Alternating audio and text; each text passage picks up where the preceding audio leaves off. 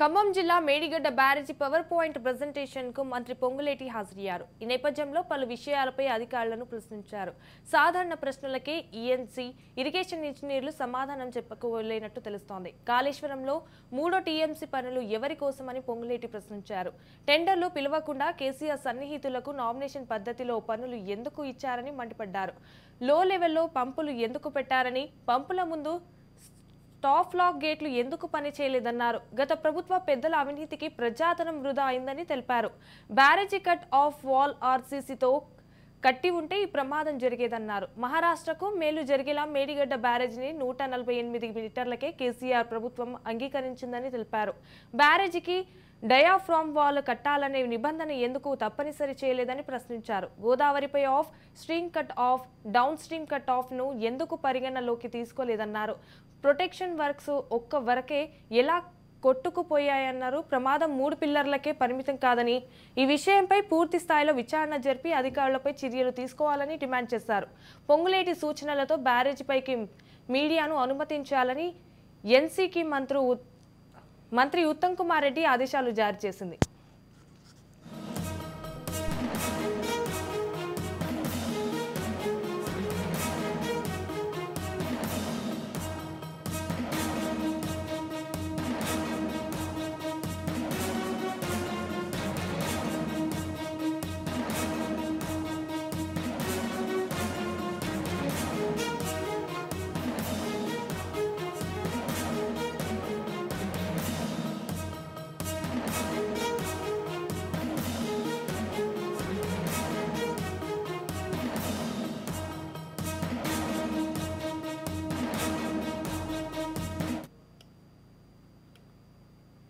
నేను టెక్నికల్ అయితే కాదు,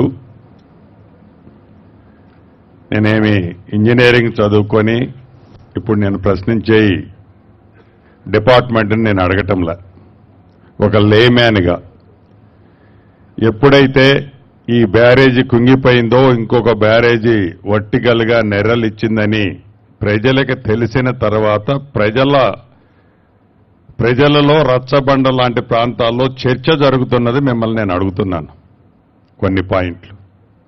మొదటిది, రాష్ట్రం విభజన జరగక ముందు ఆనాడున్న ప్రభుత్వం, కాంగ్రెస్ ప్రభుత్వం 152 మీటర్ల లెవెల్లో పర్మిషన్ కావాలని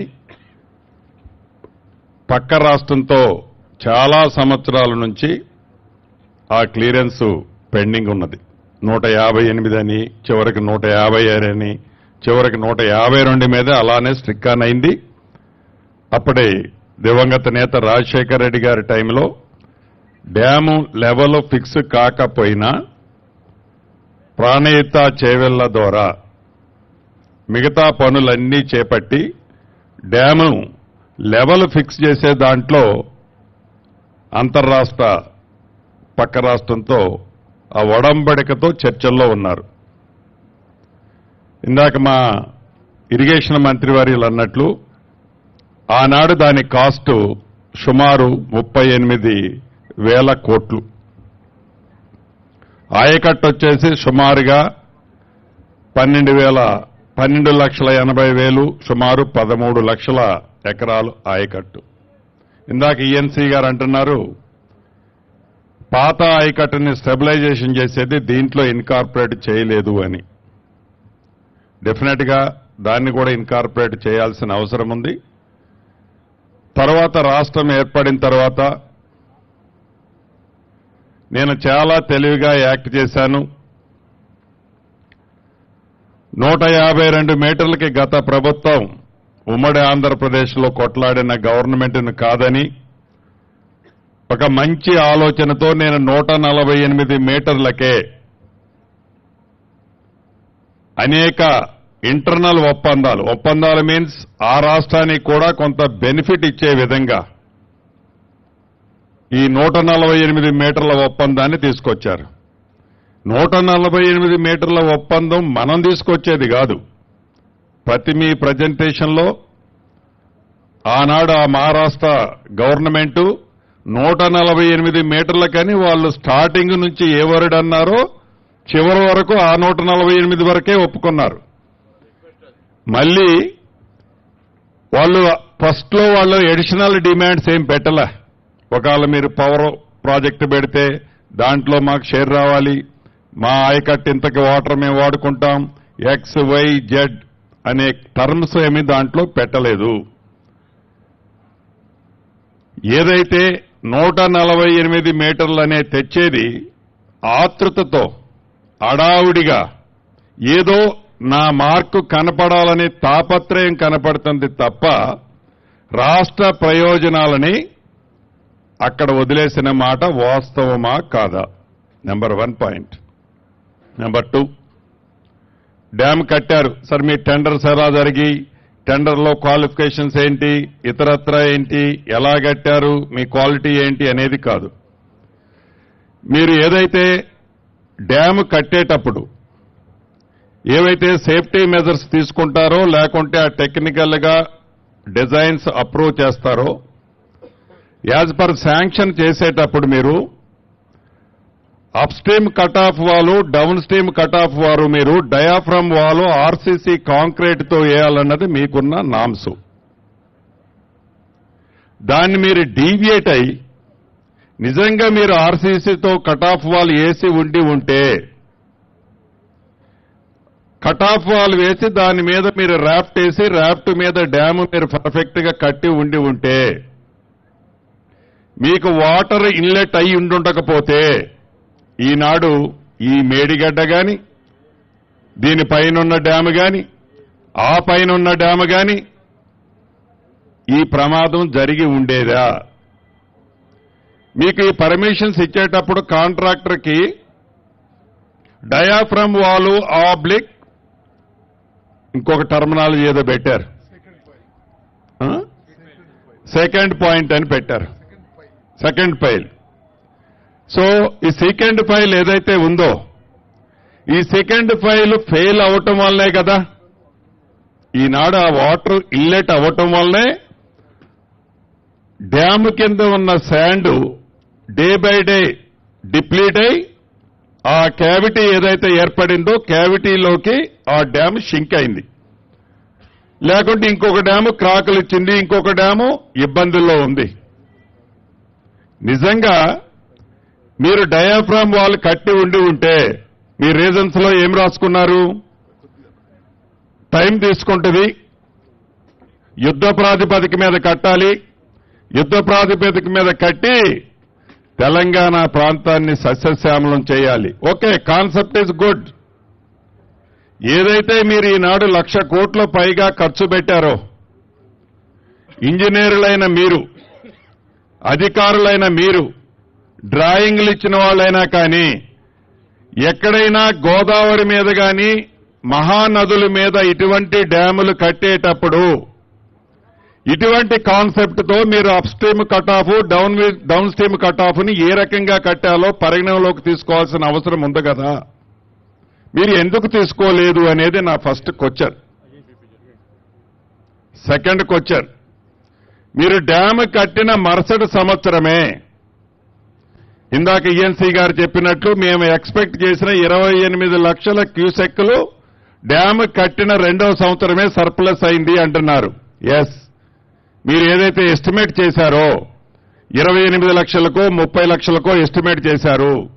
ఈ 28 లక్షలు 30 లక్షలు మీరు ఎస్టిమేట్ చేసిన క్యూసెక్లు డిశ్చార్జ్ అయినప్పుడు మీ డ్యాములు డౌన్ స్ట్రీమ్ లో ఏదైతే ప్రొటెక్షన్ వర్క్స్ చేశారో ప్రొటెక్షన్ వర్క్స్ ఒక్క ఫ్లడ్కే వాషౌట్ అయ్యాయి. అసలు ఏమి మీరు డిజైన్ చేసినట్టు ఆ ఫ్లడ్కి డౌన్ స్ట్రీమ్ లో మీరు ఏదైతే ప్రొటెక్షన్ వర్క్స్ చేశారో ఇవాళంతా శాండ్ మేత వేసిందో, ఏదైతే మీరు హెవీ బ్లాక్స్ తో మేము ప్రొటెక్షన్ వర్కులు చేశామంటున్నారో అవన్నీ వాషౌట్ అయి మీరేదైతే డౌన్ స్ట్రీమ్ కట్ ఆఫ్ కూడా ఎక్స్పోజ్ అయిన మాట నిజమా కాదా? దానికి ఈ రోజు వరకు మీరు రెమెడీ ఏం చేశారు? Second point. థర్డ్ పాయింట్, ఏదైతే ఈరోజు కుంగిపోయింది 2022 ఏప్రిల్ 28 నాడు, మరి ఎగ్జిక్యూటివ్ ఇంజనీర్ అతనే ఉన్నాడా మారాడా నాకు తెలియదు. 2022 ఏప్రిల్ 28వ తారీఖు నాడు మీ ఎగ్జిక్యూటివ్ ఇంజనీర్ ఏదైతే ఇక్కడ ఈనాడు కూలిపోయిందో, ఏదైతే షింక్ అయిందో, ఇక్కడ ప్రమాదం ఉంది, ఇక్కడ హెవీ సీపేజ్ వస్తుంది, ఈ సీపేజ్ ని ఇమీడియట్లీగా మీరు రెక్టిఫై చేయకపోతే డేంజర్ ఉందని మీ ఎగ్జిక్యూటివ్ ఇంజనీర్ మీ పై అధికారులకు ఏదైతే కన్స్ట్రక్షన్ చేసిన కంపెనీలకు లెటర్లు రాశారు. దాని మీద ఆ రోజే మీరు శ్రద్ధ తీసుకొని ఉండి ఉంటే ఆనాడు ప్రభుత్వం, ఆనాడున్న ముఖ్యమంత్రి, ఇరిగేషన్ శాఖ మంత్రిగా ఉన్న ముఖ్యమంత్రి గారు మీరు శ్రద్ధ తీసుకొని ఉండి ఉంటే ఈనాడు ఈ డ్యాముకి మీరు చేసిన తప్పులు కొంతైనా శ్రద్ధ తీసుకొని ఉంటే మళ్లీ వాటర్ లేని టైంలో రెక్టిఫై చేసి ఉంటే ఈనాడు ఈ పరిస్థితి వచ్చి ఉండేదా? దాని మీద ఉన్నతాధికారులు ఏం చర్య తీసుకున్నారు? దాన్ని బాధ్యులను ఎవరిని చేశారు? ఆ బాధ్యులను చేసిన వారి మీద ఎవరి మీద యాక్షన్ చేసుకుంది ఆనాడు ప్రభుత్వం? ప్రభుత్వం డ్యాములు కట్టే దాంట్లో చూపించిన ఉత్సాహం, టెండర్లో పిలిచిన చూపించిన ఉత్సాహం, డ్యాములు కాపాడే దాంట్లో ఎందుకు ఉత్సాహం చూపలేదు అంటే ఇక్కడ మీ పర్సనల్ ఇంట్రెస్ట్ లేదనే కదా వీటిని వదిలేసింది. డ్యాములు కడితే చాలు, డ్యాములు కడితే వాటి మానాన్ని అయిపోతాయి, వాటిని మనం కాపాడినా కాపాడిపోయినా మన పర్సనల్ ఇంట్రెస్ట్ ఫుల్ఫిల్ అయింది కాబట్టి డ్యాములు ఏమైపోయినా పర్వాలేదనే కదా వదిలేసింది. ఇటు అధికారులు గాని, అటు ఆనాడున్న ప్రభుత్వం, ఇరిగేషన్ శాఖ మంత్రి గారు గాని ఈ వేదిక ద్వారా వారిని నేను ప్రశ్నిస్తున్నా. దీనికి ఆన్సర్ కూడా చెప్పాల్సిన అవసరం ఉంటుంది. ఇక డ్యాము మీ క్రస్ట్ లెవెల్ ఎంత, గేట్ల లెవెల్లో ఉన్న మీ క్రస్ట్ లెవెల్ ఎంత, ఏదైతే మేడిగడ్డ డ్యాము నుంచి అప్స్ట్రీమ్ డ్యాము వరకు ఉన్న బెడ్లోది ఎన్ని కోట్ల క్యూబిక్ మీటర్లు ఎర్త్ వరకు చేసినట్టు మీ ఎంబుకుల్లో రికార్డు చేశారు. దాంట్లో ఎన్ని వందల కోట్లు డ్రా చేశారు. అసలు ఆ బెడ్లో ఉన్న సిల్ట్ రిమూవ్ చేయాల్సిన అవసరం మీకేమొచ్చింది? ఎందుకంటే డెడ్ స్టోరేజ్ అది. మీరు అప్పుడు తీశారు, మళ్లీ వాటర్ ఫ్లో వచ్చింది, ఇవాళ శాండ్ బెడ్లోకి వచ్చింది. వేస్ట్ మెటీరియల్ కింద ఎన్ని కోట్ల క్యూబిక్ మీటర్లు మీరు రిమూవ్ చేశారు? ఆ ఎన్ని కోట్ల క్యూబిక్ మీటర్లకి ఎన్ని వందల క్యూబిక్ మీటర్లు ఆనాడు ఎవరికి దాన్ని డ్రా చేసి ఇచ్చారు? టెక్నికల్ గా దాన్ని మీరు ఎలా సపోర్ట్ చేసుకుంటారు? వీటి మీద తప్పకుండా ఈ డ్యాముకు సంబంధించింది. ఇక పై డ్యాము కూడా సిమిలర్. ఈ క్వశ్చన్స్ అన్ని కుంగిపోయిన డ్యాము గాని, క్రాకులు వచ్చిన డ్యాము గాని, ఇంకా భవిష్యత్తులో ఇబ్బంది కలిగేది గాని, నేనైతే ఒకటి నా డౌట్ క్లారిటీగా మీకు చెప్పేది, ఈ పిల్లర్స్ ఒక పిల్లర్తోనో, 2 పిల్లర్తోనో, 3 పిల్లర్లతోనో ఆగుతుందని నేను అనుకోవటం లేదు మంత్రి గారు. ఇది up stream cut off, down stream cut of ఏదైతే ఉందో దాన్ని ప్రాపర్ గా చెయ్యని కారణంగా ఈనాడు ఈ డ్యాములకి వచ్చిన పరిస్థితి. రెండోది క్వాలిటీ ప్రాపర్ గా చేయకపోవటం వల్ల వచ్చిన రెండో పొరపాటు. మూడోది ఏదైతే రాఫ్ట్ వేశారో ఆ రాఫ్ట్ కింద ఉన్న శాండ్ ని కాంపాక్ట్ చేశామని చూపించిన మీరు దాన్ని ప్రాపర్ గా కాంపాక్ట్ జరిగి ఉంటే ఈనాడు ఈ డ్యాములకి ఈ పరిస్థితి వచ్చి ఉండేది కాదు. ఈ ఒక్క డ్యాము, ఒక్క పిల్లరు అనేది ఇప్పుడున్న మన ప్రభుత్వం కాదు. ఇది యావత్తు తెలంగాణ రాష్ట్రంలో ఉండే 4 కోట్ల ప్రజలకు సంబంధించిన ఆస్తి. ఇది ఒక ఈ ప్రభుత్వందో ఆ ప్రభుత్వందో కాదు. అది కూడా డబ్బులు సర్ప్లస్ ఉండి మనం కట్టలేదు. ప్రతి రూపాయిని అప్పు చేసి 10 నుంచి 12% వడ్డీకి తెచ్చి కట్టిన ప్రాజెక్టులు ఇవి. వీటిని అప్పటి ఉన్న ప్రభుత్వం ఇంట్రెస్ట్ ఏంటో ఇందాక నేను చెప్పిన దాంట్లో మీకు అర్థమైంది. అధికారులు ఎందుకు శ్రద్ధ తీసుకోలేదో అర్థమైంది. మా కోమటిరెడ్డి గారు ప్రశ్నించినట్లు అధికారుల్ని ప్రభుత్వంలో ఉన్న మేము ప్రశ్నిస్తుంటాం, ఇలా చేయమంటాం. మేము చేయమని అన్నప్పుడు టెక్నికల్ ఫీజిబిలిటీస్ మీరు ఎందుకు ఆనాడు ఎక్స్ప్లెయిన్ చేయలేదు? నిజంగా మేము ప్రెజర్ పెట్టి ఉంటే మీరు ఆనాడే ఇందాక మా కోమటిరెడ్డి గారు అన్నట్లు మేము చేయలేం సార్ అని మీరు ఎందుకు డ్రాప్ అవ్వలేదన్నది కూడా నా ప్రశ్న. ఇది ఒక్క డ్యామే కాదు, పైనున్న అన్ని డ్యాములకు కూడా వర్తించుద్ది. రెండవది, ఈ పంపులు ఏదైతే పంపులు మునిగాయి, పంపులు మునగటానికి కారణం నిన్ననో మొన్ననో చూశాను ఆ పెంటారెడ్డి గారి స్టేట్మెంట్ కూడా. నేను ఆ రోజే చెప్పాను 152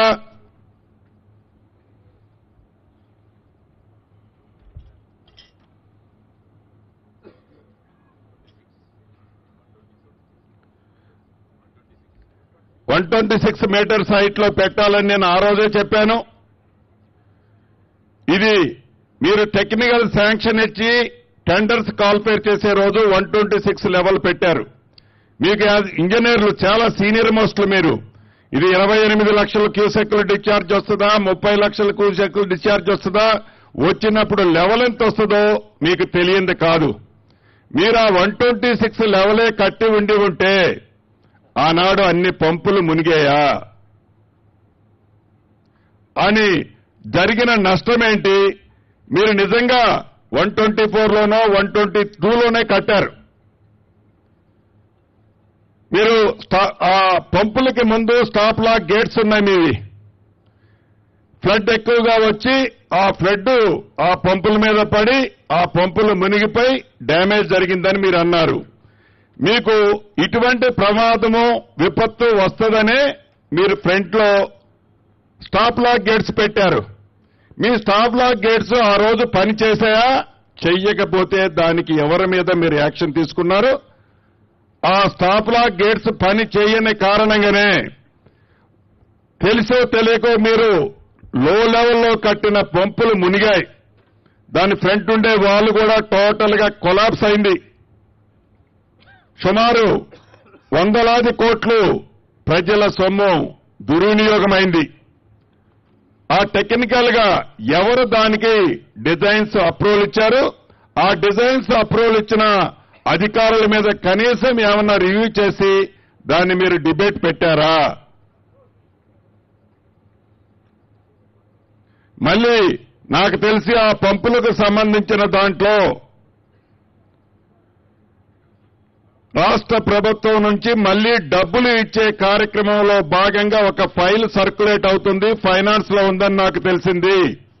ఇది నిజమా అబద్ధమా? ఇస్తే ఏ యాక్ట్ ప్రకారం వాళ్ళకి డబ్బులు ఇవ్వాలని మీరు అనుకుంటున్నారు?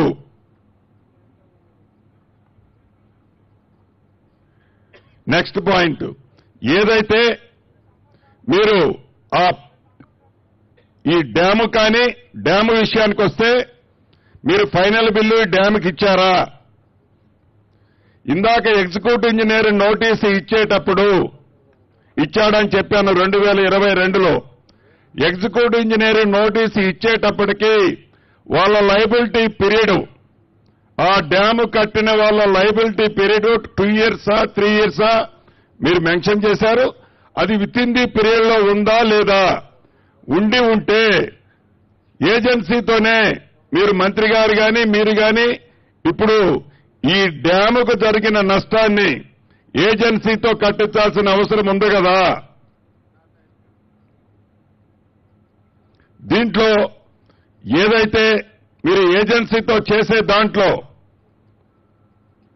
ఈ డ్యామేజెస్ ఏదైతే మీరు ఆనాడు ఎగ్జిక్యూటివ్ ఇంజనీర్ ఐడెంటిఫై చేసింది దాన్ని దృష్టిలో పెట్టుకొని మీరు ఎక్స్పీరియన్స్ సర్టిఫికెట్ ఆ ఏజెన్సీకి ముందెప్పుడు కంప్లీషన్ అని ఇచ్చారు. కంప్లీషన్ అని ఇచ్చిన దానికి దీనికి మీరు కంపారిజన్ ఎలా చేస్తున్నారు? ఈ రోజు కూడా నాకు తెలిసి మీరు ఫైనల్ బిల్ ఇచ్చినట్టు లేదు. మీ మెజర్మెంట్స్ కంప్లీట్, మీ ఎంబుక్ మెజర్మెంట్స్ కంప్లీట్ అవ్వలేదు. అవనప్పుడు పంప్ హౌస్ కానీ వీళ్ళకి కానీ ఎలా ప్రభుత్వం నుంచి మళ్లీ డబ్బులు వాళ్ళు అడగటం కానీ మీరు ప్రపోజల్ చేయటం కానీ ఎంతవరకు సమంజసమో నేను అడుగుతున్నాను. నెక్స్ట్ పాయింట్,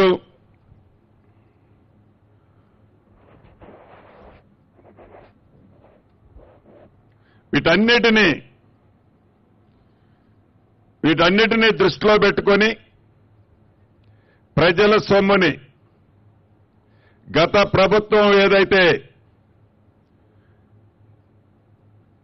ఖర్చు పెట్టిందో అది కూడా అప్పు తెచ్చి ఖర్చు పెట్టిందో, ఈ అప్పు తెచ్చి ఖర్చు పెట్టిన డబ్బు ప్రతి రూపాయి ఇది ప్రజల సొమ్ము. ఇది ప్రతి నెల వడ్డీతో సహా రాష్ట్ర ప్రభుత్వం రేపు కట్టాల్సింది. దీన్ని ఒక్కసారి గమనించాలి. ఇక థర్డ్ టీఎంసీ సబ్జెక్టు, మీరు 2 టీఎంసీలకే గడిచిన 5 సంవత్సరాలలో మీరు అది టీఎంసీలు లిఫ్ట్ చేసింది పెట్టండి, అది స్క్రీన్ మీద.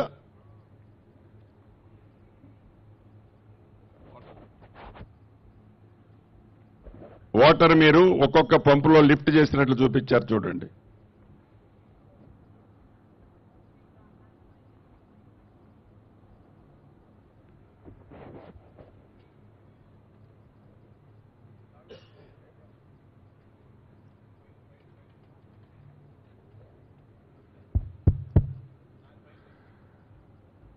మీరు ఫస్ట్ పంపు దగ్గర మీరు 50 టీఎంసీలు గడిచిన 5 సంవత్సరాల్లో మీరు లిఫ్ట్ చేసినట్లు చూపించారు. రెండవ పంపు దగ్గర 46.2 టీఎంసీలు, మూడో పంపు దగ్గర 41.35 టీఎంసీలు లిఫ్ట్ చేసినట్లు చూపించారు. అంటే ఫస్ట్ నుంచి లాస్ట్ వరకు డిఫరెన్స్ 9 టీఎంసీలు ఉంది. నాకు తెలిసి ఈ మధ్యలో ఆయకట్టు ఉందా? ఈ గోదావరి ఫ్లడ్ బ్యాంక్ కి అటు సైడు మన సైడు ఆయకట్టు 9 టీఎంసీలు డ్రా చేసే అంత ఆయకట్టు ఉందా? లేకపోతే ఆ 9 టీఎంసీలు మొదటి పంపు ద్వారా రెండో పంపు ద్వారా పవర్ ఏమని కొట్టికి రావట్లే. ఈ 2 పంపుల ద్వారా లిఫ్ట్ చేసిన వాటర్ మళ్లీ తిరిగి గోదావరికే వదిలారా?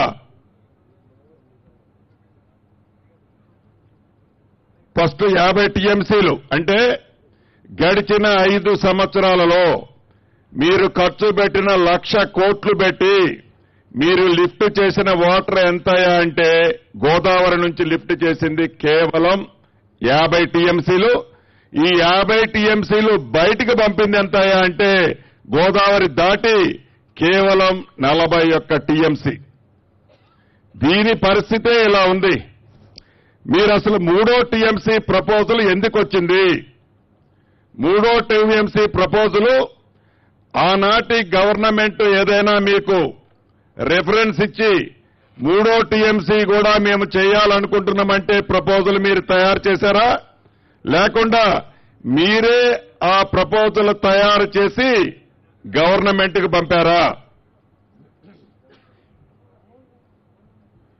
మీరు 3వ టీఎంసీ పంపినప్పుడు సుమారు ఎడ్వర్క్స్ లో ఉండే 4,000 కోట్లు మీరు ఫస్ట్ లిఫ్ట్ ఆపరేట్ చేసింది